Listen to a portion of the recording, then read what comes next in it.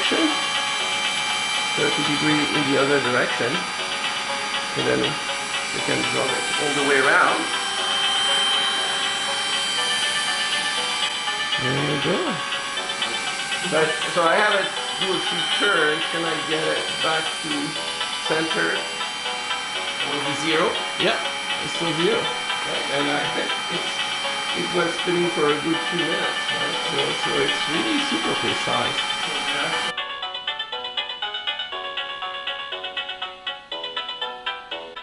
Greeting Earthlings! If you follow the channel, you might know that I previously acquired a gyroscope that was used in the inertial measurement unit aboard the Apollo spacecraft.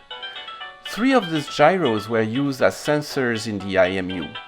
The IMU provided a stable orientation platform regardless of the spacecraft orientation, and was the primary sensor used by the AGC to provide guidance and stabilization. I eventually want to spin my Apollo gyro back up and make a one-axis IMU out of it. But this one is super complicated, necessitating to float it first at just the right temperature, powering not only the motor but also the magnetic bearings, the torque generator and the resolver, and putting in a servo control loop. So to help us out, our friend Ed, who is also fascinated by gyros, brought in this gyro collection and volunteered them for spin-up experiments. In a previous video, we first cut our teeth by spinning this small rate gyro and got to watch in awe as it faithfully tilted at an angle proportional to the rate of its rotation due to a phenomena known as gyro torquing.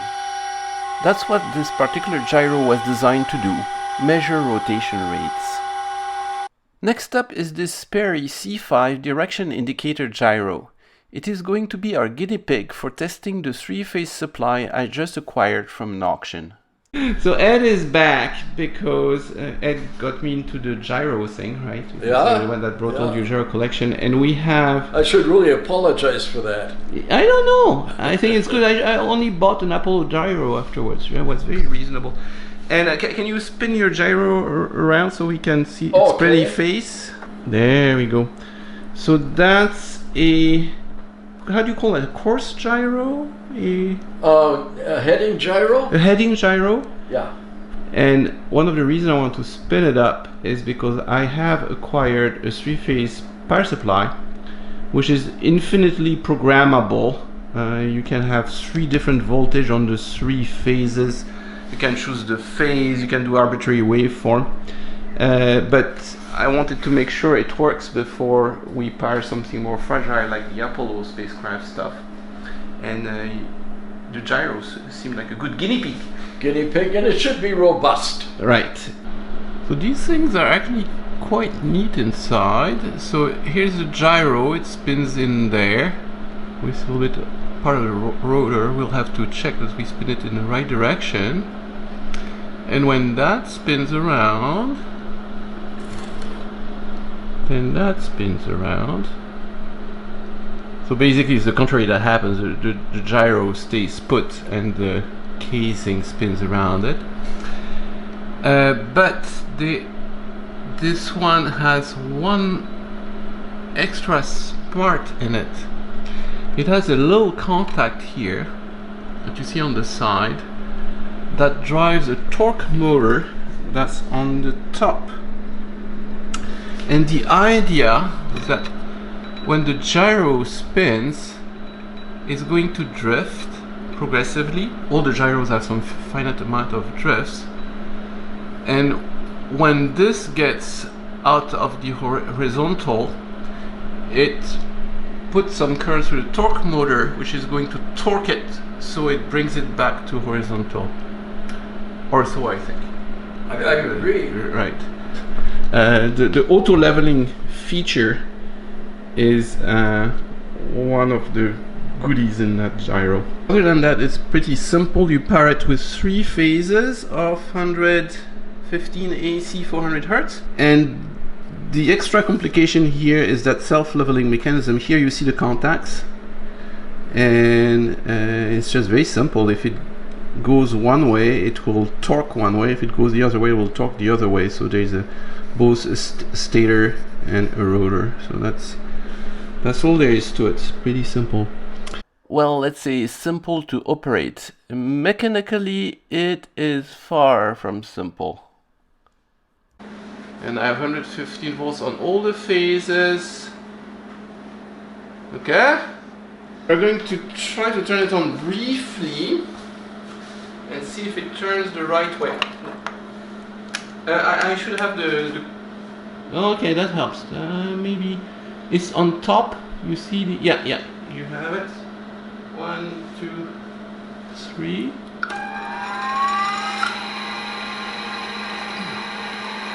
I couldn't detect it. Is it turning the right direction? Oh no, it's in the other direction. No, we have it spinning the wrong direction. It's spinning counterclockwise. If I read this correctly, it says the gyro rotor should rotate clockwise as viewed from the terminal end of the gyro housing. And that is the terminal end, right? There's one end where you have little terminal wires, and on the other end you don't have terminal wires. So it looks like we are, according to that phrase on the diagram, we are rotating in the wrong direction. But also I checked the phase ABC, we checked that on the scope, and they should be order ABC, so we have that in correct order. No, that's so strange. So we spin it anyhow. Should we declare victory? So we have conflicting requirements. We think we've respected the phase correctly, but then it doesn't spin the way it's supposed to do. So we don't know which is right, which is wrong. So we're going to go for it. Output enable.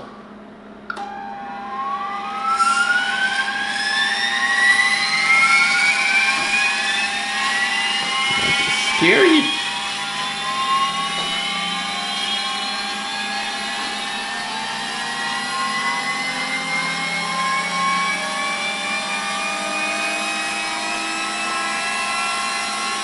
Yeah, it's working.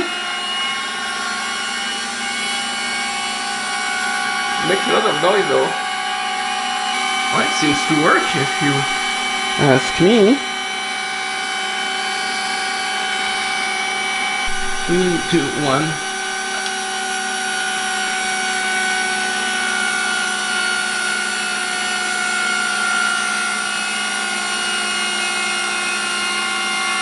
The amount of noise makes me a little weary that it's on its last leg. That maybe is why we have it. Right, it just was removed.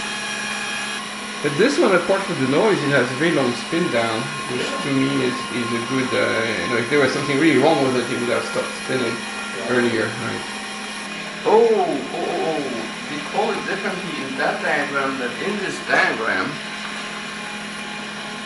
So do we have the wrong one?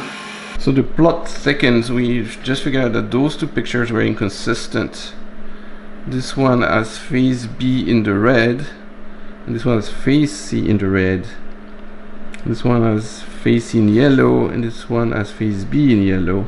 So in the same page you have two drawings that are inconsistent. Then in the third page we find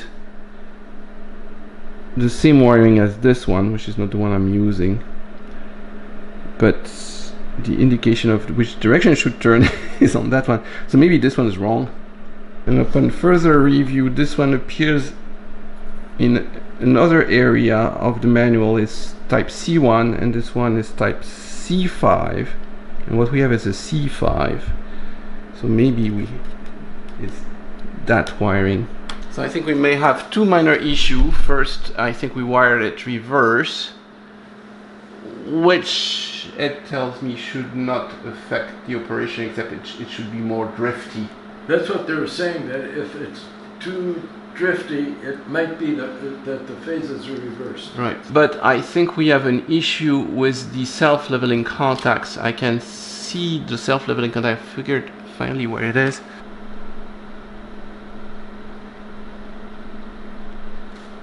They are over here. on the side.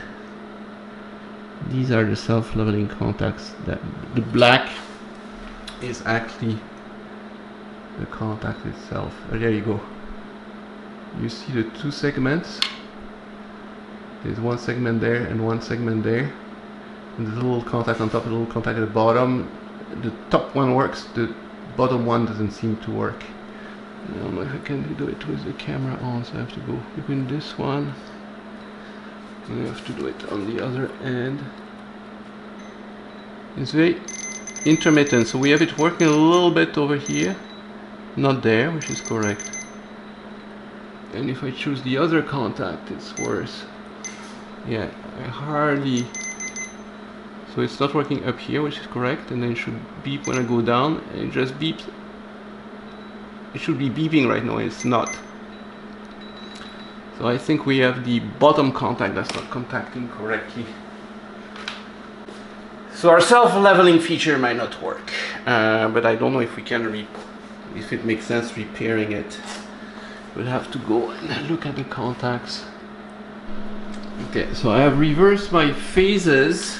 Still look the same at the plug, but on the pulse plate they're different, and now we should spin the right direction. We're just going to give it a very small push.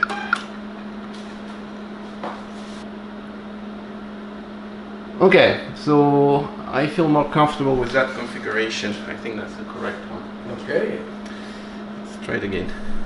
Spin in the other direction, and 1 and 2. Off we go.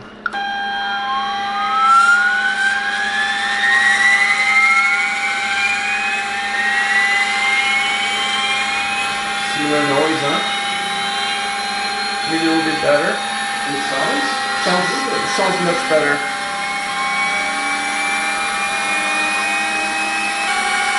It should take 2 minutes, but we're not that patient. So it's sure working. Oh, and touch this. warm? Yes, it's supposed to. It has a heater. Oh, that's okay. Indeed. Oh, neat. It's actually... It's quite warm, huh? It's almost unpleasant. It's quite warm because it has a heater. So it doesn't fog up, I don't know why. But it's a heated plate. Oh, it's quite warm. Wow. Okay, well, we can demonstrate talking a little bit at least. Cool. So I'm pushing it this way, and I'm going to push it the other way. It's going to move it the other direction. So it should do that on its own and always stay stable because of the coil that's on the top. That coil here is just a motor that pushes it one way or the other way.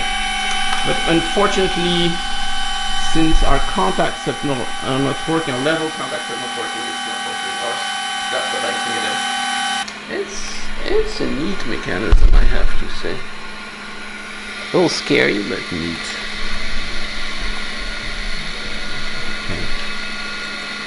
So this is going to allow me to try to look at the contact. Maybe I can see it under the binocular. I can figure out what's wrong. So let me try to give you a good view. That's the contact. It appears okay. And I can tell it has tension to it, so it's contacting the surface. So maybe it's just a case of having to clean that surface. There's lots of corrosion, so maybe we're not that far off. Let me take a look at the other contact. And that's the other contact, and you can see that one definitely has a problem. It's way off to the side. Definitely not looking like it should. Should be nice and centered. There's a screw for the contact, so it's not easy to access it, but it should be possible maybe to remove the contact. Okay, so I was able to push back the contact where it belongs. Actually, there's a screw that's accessible, but now I can see I have another problem. The left one is not touching. It's hard to tell in the camera. And then when you poke it, there's powder that comes out. So I think it's both oxidized, not making contact, and not centered. Now, the question is, how can I repair that without unmounting the whole assembly? I think it's possible.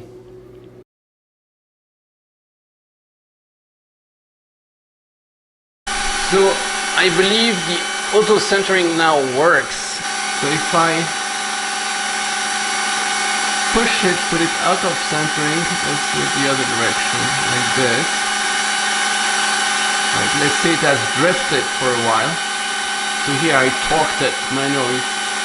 And if you really look at it for a long time, I could see the voltage on the coil. It's very low. It's just a few volts. But I can see it going in one direction, then raising it. It's very slow.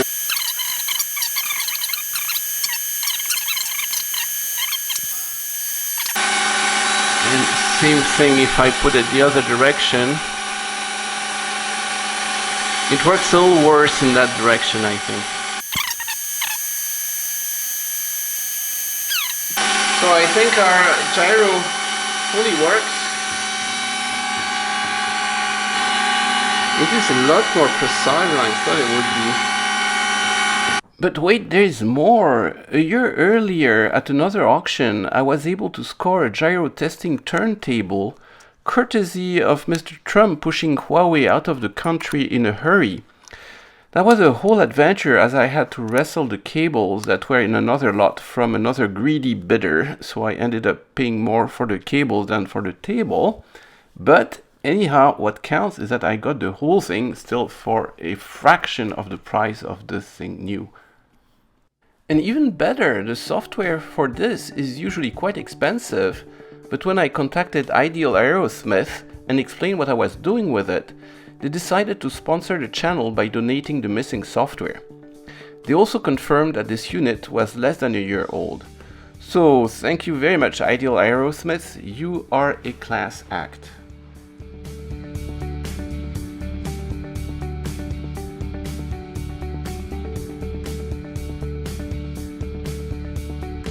So I have the gyro sitting on the gyro testing table. That's actually how you would test gyro for real. I mean, NASA had a giant version of this.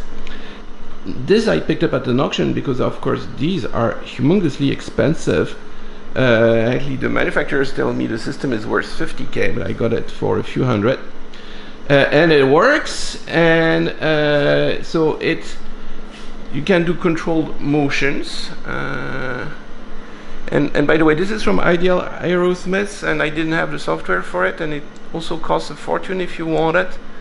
But they just gave it to me.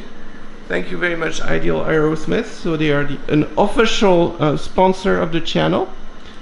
And no, this can move at incredible speeds. I have it set it up to no kind of mellow at this point. And it also has a slip ring, so it comes in here and then it comes out here, so which means I can rotate it continuously like this, and it will never entangle the cables. Same way as my R2D2 head works. But let's spin the gyro through the slip ring and do our little test here. It is caged at this point, so that's good. Enable.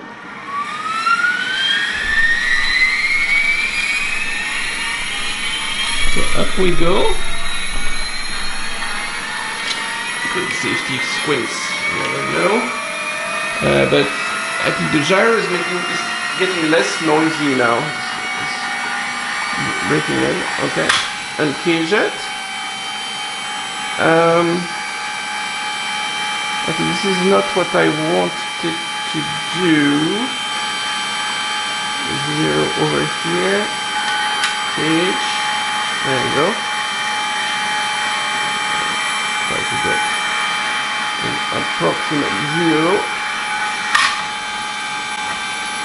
0, 0, 0. Okay. So we're at 0. Give it 30 degrees to 30 degrees to the right. Whoop. Just right on the money. And 30 degrees to the right. Whoop. And pretty good too. 30 degree in one direction, 30 degree in the other direction, and then you can draw it all the way around. There you go.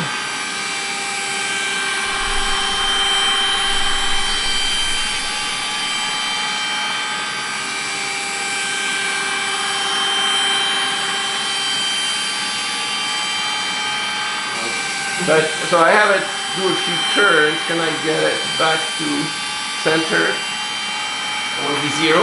Yeah, it's still 0. Right? And it was spinning for a good few minutes. Right? So it's really super precise. So it actually works? Yeah. And so, of course, the good thing about this is that you can circle it.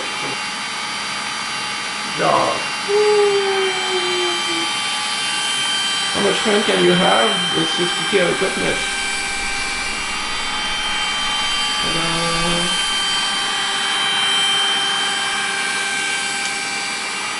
Okay, well, that's the thing. The power supply is good, the table is good, and so Does it work even under real conditions? yeah. It's an impressive demo.